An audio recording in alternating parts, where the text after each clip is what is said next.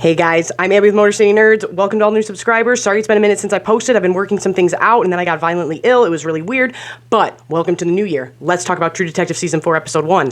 This has been the thing I've been most anticipated for besides the Penguin series. I do have concerns, but after this first episode, they're kind of dying down. And hi to all the new subscribers, welcome, and if you really could, just hit like on the video. It really does help out smaller creators like me a lot in the algorithm, or just leave a comment, or tell me what you liked, tell me what you didn't like, whatever it is. But yeah, it does help me out. I'm on OF, I'm on TikTok, I'm on all the things, they're down below. But anyway, let's get into the episode. We open with the caribou thing. And at first, I watched this episode twice. At first, I thought, are they going for a Bible thing? Are all of them running over the edge and dying?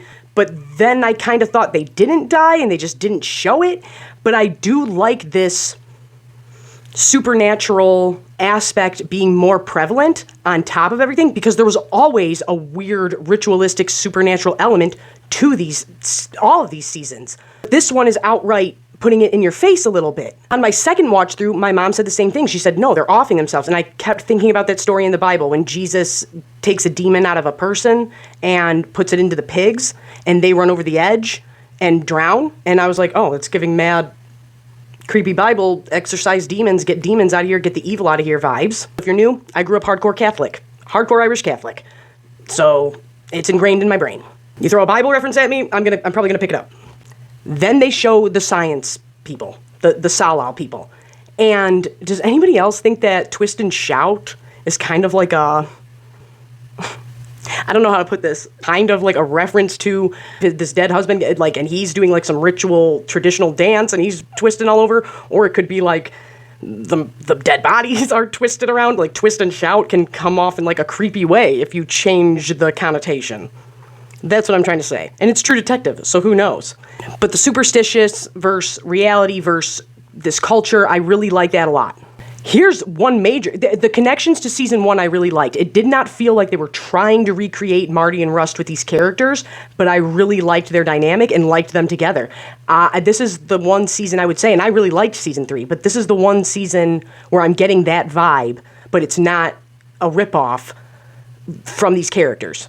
But the big connection is Rust Cohle. He talks about how he grew up in Alaska, and what does he say at the end of season 1? It looks when I used to look up at the stars in Alaska and see them all and yada, yada, yada. And then him and Marty are talking and then he says, there's a lot of darkness up there. And then he says, but it looks like light's winning. And that comes up a lot. The stars, the darkness and light and dark versus each other and how he's from Alaska. And I was like, oh, that's a connect right there. I don't know if we'll do anything with that because I thought this season would connect season 3 and season 4 people together. But this is a huge connection to one of these characters. The reason I worry, and the reason I'm appreciating these connections and stuff is because we know the original creator and everything left. He got to deal with FX. And I've been saying, HBO, Warner Brothers, Max, whatever you want to call yourself, you've been making stupid decisions. So I hope you didn't with this. I hope you really, really cared and it seems so far, but it's only been one episode. But it's not the people making it. It's the people behind it with the money saying, make this. That's who I'm stressing making decisions. Back to the scientists. So, they're all doing their thing, and then they just disappear. They're just gone. I liked the reference to the Lone Star beer. We know that Matthew McConaughey is from Texas. He wanted that, and now he produces the show, so they continue to use it, and I like that. A delivery driver shows up, and nobody's there, and this is what I mean. Not only do they have the superstitious stuff coming to the forefront more than before, but like having somebody run by, like a creepy movie, and never showing that again like that, with the guy who's coming, and he's like, can somebody sign for this? And nobody's there when they find out everybody's gone. I do like the juxtaposition between New Orleans, and if you're new over here, just know that we cover Interview with the Vampire, we cover Mayfair Witches, we've been talking about New Orleans a lot, and I talk about my appreciation for it, but and even in Interview with the Vampire, they talk about this. There's a great quote Lestat has where it's alive. It's alive, and it's like that in True Detective Season 1, where the terrain and Louisiana itself is its own character. It's a huge part of the story. And it's alive, and it's this jungle atmosphere, you know what I mean? And then we have this juxtaposition of everything is barren and gone and cold and dead, and it's night here. And I love that change up, but still using the landscape. We meet Frank, we meet Danvers, we meet Pete, At first, I thought Pete was their kid, and then I realized on my second watch through that was not the case. Jodie Foster's character, Liz Danvers, she brings up the fact that she did have a son pass away. I'm assuming that's going to tie into the little flashback of the drunk driving incident we saw with her stepdaughter, and we're going to find out what happened to her son and that girl's dad. At first, though, I thought Frank, Liz, and Pete were all one family. But then we find out, no, there might have been something there, but I think it's more of Frank used to be chief, so he's kind of salty with Liz for taking the chief position, and I think he probably lost it after that Annie K case. But the police at the moment have this angry parent divorcee dynamic with Pete, kind of, and you can tell there's tension there. But there's also respect. But everybody's gone, everybody disappeared, and we find this tongue. And that don't belong here, and it's real gross. But what we also find out, that Pete finds out, is what are they doing here? And he's like, I think they're trying to find the origin of life, which is kind of a crazy thing to say out loud, and it's like, okay, that's kind of big. But Jodie Foster's character kind of just blows it off. We meet Trooper Navarro, who I love. I love her. She's great. And when we get introduced to her, we see she really don't take nothing from nobody. I didn't know that actress. Her tattoos were legit. She's a badass. She's really cool. I really like her. But when we first see her going and helping the woman who hit her ex-man over the woman who hit him with a bucket. I think that's a whole metaphor for this entire season with her, is I kind of have a way I feel about certain things, and I might look the other way or bend the rules to do the right thing at the end of the day. When it comes down to it, it's not being an officer, it's I'm going to do the right thing, because technically that woman assaulted him, but she's like, no, not today, and I loved that. It was great. But if you notice, even that boss at that workplace is pissed at her and is like, no, they did something. And she's like, why don't you get up on my face? And then she gets a phone call and she drags the scumbag off. But we learn who these characters are real quick. And we learn that this town is super small and super tight-knit and it's 30 days a night. But the vibe is there. They did that very well of going like, everybody knows each other. Everybody is involved with each other. It's very small. Everybody knows everything from everyone. So why couldn't we figure out what happened with this woman? We keep getting this creepy she's awake thing happening. And I want to say this, I don't think it definitely in the show it's like superstition and these things, and the spirit world, is that a part of it? But I think a huge theme in this is female intuition. Trust your gut. I'll get into that more towards the end, and as to why I say that. Navarro finds out about something went down, so she goes to the chief's office and is waiting for Liz and is like, this is connected, isn't it? Tell me the truth, this is connected, isn't it? And we've already learned from her talking to Pete that yes, this tongue is somebody, it's from a native woman. She can tell because of the way that there's rivets in it from traditional netting and all this stuff, and she's seen it before, and that's how she knows. But I feel like this entire episode, they show Liz trying to protect Navarro. She knows Navarro kicked a hornet's nest of scary people or got close to that, and I think she's trying to protect her this whole time. Just like how she lies to her about how she didn't look into the case, really she did, how she tells her to go be a trooper. She's afraid that they're going to come for Navarro next. She's trying to look out for her. And I love their back and forth. I do. And you can tell that they are familiar enough, but also have this distance. But when she says, like, oh, did your spirit animal tell you that? And she's like, my spirit animal eats white ladies like you for breakfast. And that is put into the play very quickly. And everybody's saying, oh, it's woke, oh, it's this, you're dumb. Every time you see a lady on screen or somebody of color on screen, does not automatically mean something's woke. Sometimes it's organically told in the story, like it's been doing in this episode the whole time very well. People crying about this are just crying. Even later on in the episode, and this is how you do things well, when she says, everybody would have cared if this was a white girl. That's true. That is a thing that takes place. That happened. Look at, and I'm not saying these things aren't tragedies. I'm not saying these things aren't awful and don't deserve coverage, but the Gabby Petito case, the Idaho 4 case, blonde, blue-eyed white girls get way more coverage by media and way more looked out for than women, specifically women of color. That's a fact. If that bothers you, and it bothers you that they are bringing these themes up now in this season, were you calling season 1 woke when it was saying women don't matter and how that's a problem? And I don't know, like, why wasn't it woke then? Because it was Matthew McConaughey and Woody Harrelson saying it to you? Or what's the issue here?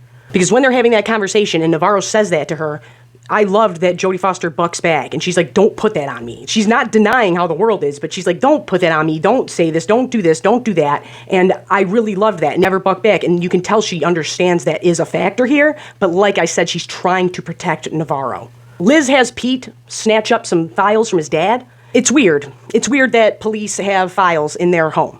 That's weird, and they do cover it up with saying, like, after the flood, but it's like, why do you have that specific case? And why are you so weird about giving it up? And I think they want us looking at the dad, and he might be a scumbag, but like Liz tells Pete, we were never going to catch this killer. The town killed Annie. Like, there are so many people that wanted her gone from her protesting the mine, and that would affect jobs, and that would affect this, and that would affect the entire town. So a lot of people had a reason to do this to her or hurt her, including possibly that dad. And later on, when we have the trailer for the rest of the season, he is telling Pete, like, blood is blood. Like, I think he's telling him, stick with me. So he might have been involved, but didn't participate, like, involved in some way, but didn't, or like covered it up, is what I'm trying to say. Maybe didn't commit the act, but knew damn well what happened. But I do think they want us looking at him, because he's been doing shifty stuff the whole time. So I'm like, do you want us looking at the dad? And remember, this is True Detective, so I don't know if we trust the first thing we think is a creep. We'll get into some connections in a little bit that involve him that I noticed off rip. Name dropped of like Kate McKinnon, Kate something like that, who must be like a big baller out here who really runs stuff, because Liz tells Pete, Navarro went out there, was knocking on doors, was trying, and he's like, oh shit. Like, we don't even find out who she is, but we know she's a big deal. We know that she probably owns this town, or her family does, and that Navarro was barking up the wrong tree with her. I thought the stuff with the old woman Rose and her dead husband was so creepy and weird and off-putting and unnerving in a great way that only this show can do. I really liked that a lot, and I kind of didn't think it was going to go there that far, but it did. The fact that the supernatural stuff is so outright in this one, I'm wondering if it might be like a flip-flop on season 1, like an opposite, where it's like, is this symbol and stuff viewed as like a possible positive thing in a way, or probably not, but I'm thinking if in season 1, off rip, we have this weird religious ritual, magic, Mardi Gras, sacrificial thing going on, then why couldn't there be, and not so much with the CARCOSA symbol, I'm just saying in general, then why couldn't there be a group out there or a power out there trying to manifest good instead of evil? Like, if that's so prevalent in season 1 and things like that, then why couldn't the opposite be true for other things, or attempting to find that, or thinking they're finding that? I'm spitballing here, but do you guys get what I'm saying? Like, they said they were looking for the origin of life.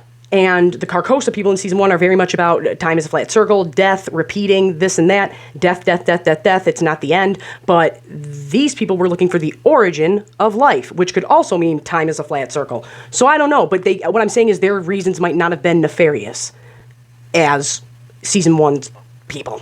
I'm just saying, if there can be this force of evil happening and these rituals happening, why can't people on the opposite side be trying to either manifest or bring forth a good entity? I'm not saying that entity has to come forward, I'm just saying the superstition stuff has been a part of this since day 1. Now, we keep hearing this, she's awake. We heard it in the very beginning with the scientists. We heard it with Jodie Foster's character. We heard it with Navarro's character. And every time it's said, weird, glitchy things start happening. Every time there's supernatural stuff, like Travis, the husband, showing up to talk to his wife, lights flicker and radios go in and out, and creepy stuff happens. And then we hear this she's awake thing, which is creepy. Now, the polar bear. I think people are making way more out of the polar bear than what it is, okay? I think people are making it way more than it is. If you notice, there are polar bears on their police badges. I think it's just a symbol of who's going to do the right thing here, who's going to be the true detective here, and follow their gut and follow that instinct. I think that's what the symbolism of the bear is, and they want us thinking it's more than that, like the spirit animals. I just think it's more basic than that. I think it's, are you going to be a good cop? Are you going to be a true detective? Are you going to do that? If not only on the show is it a polar bear, but it's a large polar bear leading a smaller one. Jodie Foster and Navarro, I don't know. I'm just saying that I think it's just that. I don't think it's anything more than that. Symbolic of, are you going to do the right and just cause? We have Navarro running around the town some more. We meet her sister. I thought it was really interesting with the preview, with the woman saying, don't mistake mental health for messing with the spirit world. So obviously there's something up with the sister, and I'll get into that too with more connections later on that I think she's connected to. We see her go and use this guy that's her situationship, obviously. But if you notice, and this is how you use sex correctly in something, to show a character or show something or move the story forward. Obviously she likes, we already saw her beating dudes up, but obviously there's a certain power she takes back by being the dominant one sexually too. And I thought that was really telling for the character. Like, she obviously cares about this guy, but can't commit to him, and it is what it is. We see her pour that Bailey's into that jerk-off's gas can. I loved that, but I do think that might come around to bite her. Like, when they show her in future episodes with the beat-up face, I'm wondering if that's that guy. But once again, we get Navarro going around, we see how close the town is, we see all the people she knows, we see how everybody knows each other, and we know each other's cars, everything. We know everything about each other. While Jodie Foster's character was woken up by a little baby hand saying she's awake, and I'm assuming that might be the child she lost, and she decides to take both case files and put them together. And that's when she makes the connection of the parka and things like that. So she goes down to the science station, and Navarro's already there.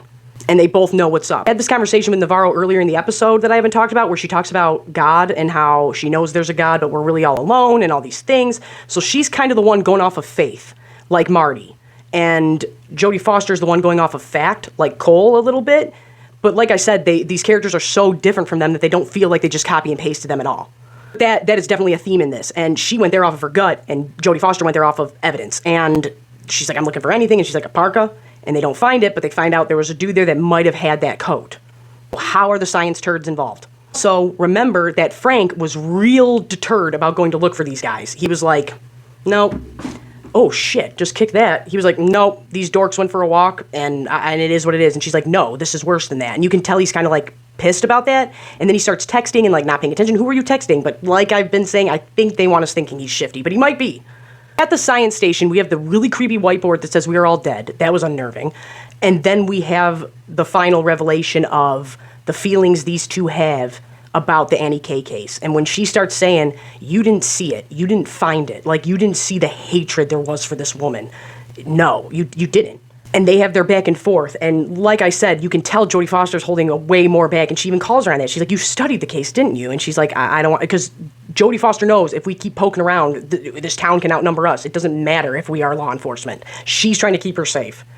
Almost like she lost a kid, and so she feels the need to take care of her stepdaughter and take care of Navarro and take care of these Pete, just take care of them as a pseudo-mother to them. But we find out more about Annie K. We find out she was a protester and she was against all these things even more, and why they feel a certain way about this case and all these things. The lights flicker and they get the phone call to come out on the ice. Now, we didn't see all of the heads, but we saw 3 or 4. So I don't know if it's all of them, but who found them? Oh, the woman whose dead husband led her to them. Now, this is what I was going to say about like female intuition. Okay, my dad's passed away. If my mom told us like, Tommy talked to me the other day, I guarantee you all of her brothers and the men in the house would go like, yeah, sure you did. Okay. But a woman would take a second step and go like, what? What did you say? Like, and that's why I liked Navarro turning and going like, we know Travis is gone, but she knows there's something more to it. She believes it. And that's why I'm like, there's definitely a theme of trust your gut, female intuition thing going on here, along with the supernatural part, but I definitely think that's a theme. The episode ends out there on the ice. And it's wild, and it's crazy, and I would never get in a helicopter anywhere, especially Alaska. Here's a weird connection, and like I said, it's True Detective, so you can't overlook these things.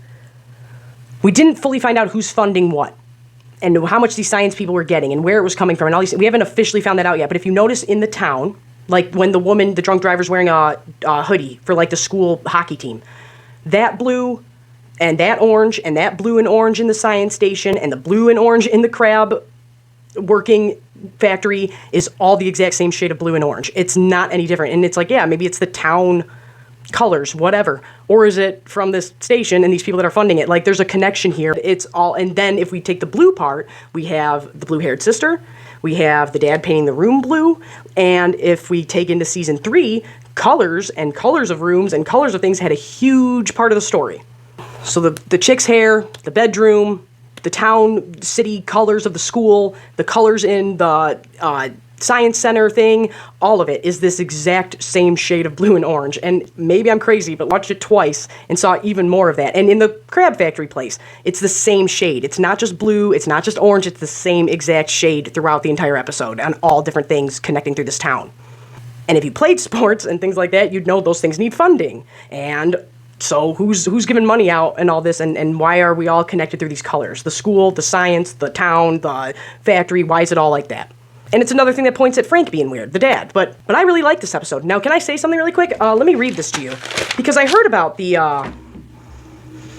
BS Rotten Tomatoes shit that happened, where they bombarded it with bad reviews, and we get it. You hate women. We got it. We got it. Understood. Believe me. I understand. I'm on the internet. I'm a lady. You guys don't really like when we talk, and that's okay. Not everybody, but it's okay. When people were going nuts, so I'm like, you sound dumb. You sound dumb, and also put respect on Jodie Foster's name. Because without Jodie Foster and Silence of the Lambs, things like True Detective and Seven would have never happened and never been taken seriously, and she's the GOAT, she's the queen, she is the icon of this genre. So sit all the way down. How about that? Put some respect on this woman's name, and quit crying because you don't have Woody Harrelson and Matthew McConaughey spitting things at you. Shut up.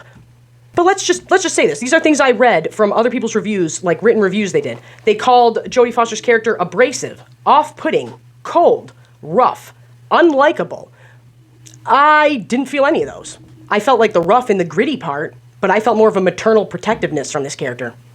I felt more of my guard is up, but I still care. There is a coldness, but unlikable, off-putting, abrasive, a couple times, but I wouldn't say that is her whole character. That's what I mean here. I'm like, shut up. Shut up. If this was Woody Harrelson, describe Rust and Marty. And I guarantee you the first things that come to mind aren't going to be abrasive, cold, off-putting, rough, unlikable. Shut up. Shut up. This is a bias that you have. Like, and maybe you don't even realize it, but it is. It is. But anyway, I just want to say that. Put respect on Jodie Foster's name. I really liked this. I'm ready to see where it goes. Maybe it will be shit. Who knows? I don't trust HBO, but we'll see. And I'm Abby with Motor City Nerds. Make sure you like, share, comment, subscribe. It really helps me out a lot. We're on our way to 2K. Happy New Year. Sorry I'm tardy. Watching Percy Jackson, watching Echo, doing all these things. Subscribe. I don't know. Tell me what you thought about the episode. I liked it. I liked it. And anybody who cares about TV or movies knows Rotten Tomatoes is bullshit. It's bullshit. It's been proven to be bullshit. So if you feel the need to jump on there and make 70 reviews about how you hate it because it's whatever with women in it, get over yourself, you turd. Get over yourself. How about that? Like I said, you wouldn't have Marty and Rust to lick their assholes if it wasn't for Clarice Starling and Jodie Foster back in the day. You wouldn't. You wouldn't. So bow down. How about that? How about that? Good night.